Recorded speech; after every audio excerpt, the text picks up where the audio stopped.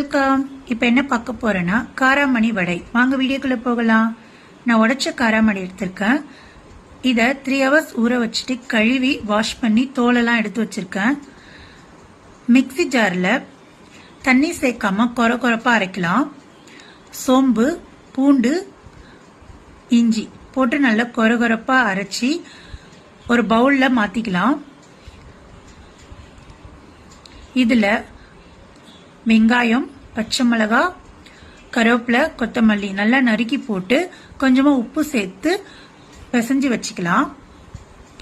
என்னுடைய ரெசிபி பிடிச்சிருந்தா லைக் பண்ணுங்க, ஷேர் பண்ணுங்க, சப்ஸ்கிரைப் பண்ணுங்க.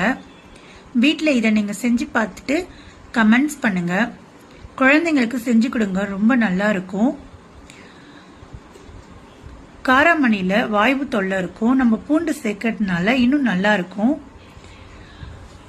இப்போ மாவு ரெடி ஆயிடுச்சு. இதை நம்ம எண்ணெயில் போட்டு பொரிச்சிக்கலாம்.